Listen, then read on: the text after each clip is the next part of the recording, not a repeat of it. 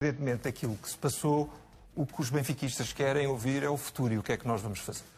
E o meu projeto está alicerçado em 4 eixos fundamentais. Projeto desportivo, identidade, competência e pessoas. E eu já vou a cada uma destas áreas. Relativamente ao projeto desportivo, o Benfica tem que trazer de volta uma cultura de vitória.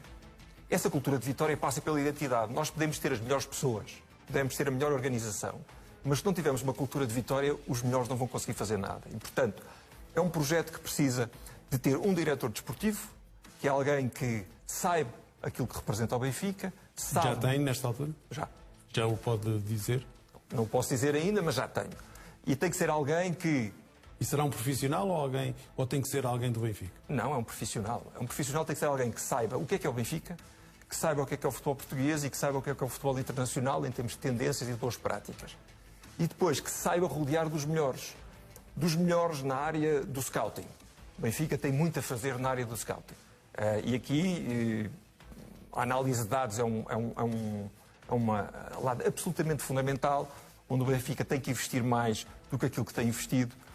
Eu estudei a fundo esta área, inclusivamente em clubes da Premier League, e acho que o Benfica pode fazer muito mais nesta área, da análise de desempenho, do gabinete médico, na parte da comunicação, onde o Benfica tem que ter uma voz e tem que ter alguém que defenda os seus interesses em alturas cruciais do campeonato e não apenas quando o campeonato acaba. E acabo no mais importante, que é a área da formação. Toda a gente diz que o Benfica tem que crescer à base da formação. Eu não posso estar mais de acordo. Nós temos a melhor formação do mundo. Sim, mas depois não é aproveitado. Mas temos que formar para vencer e não formar para vender. Como é que isto se consegue?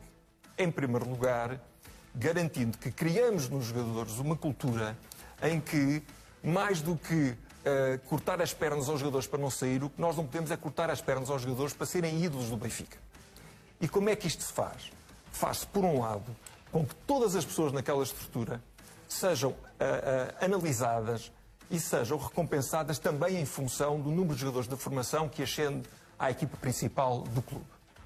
Isso não é mais importante a formação do que propriamente essa preocupação com o scouting? Não, eu estou-lhe a falar da formação. Sim, mas... Eu estou-lhe a falar da formação. Mas normalmente o que se tem assistido fala-se muito no scouting, nos clubes. Mas tendo o Benfica uma formação tão boa como está a referir, é mais importante se calhar apostar na formação do que propriamente apostar tanto no scouting. Eu acho que a formação do Benfica, mais uma vez, que é a melhor do mundo, tem que ter na sua base a formação. Mas depois também tem que saber comprar bem e vender melhores jogadores. Mas se me permite acabar o meu raciocínio, o Benfica, na sua formação, tem que ter esta identidade que faça com que os jogadores percebam que podem ser ídolos no Benfica antes de serem ídolos noutros clubes.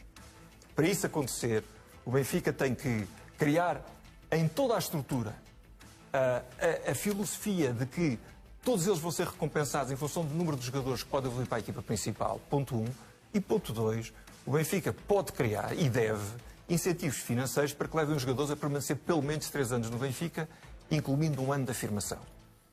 E quem disser que os jogadores não vão ser vendidos um dia, obviamente que não está a ser sério. Obviamente que os jogadores do Benfica um dia poderão ir para outras paragens. Agora, o Benfica tem condições financeiras e pode criar incentivos financeiros para os jogadores para que eles permaneçam 3 épocas, incluindo uma época de afirmação.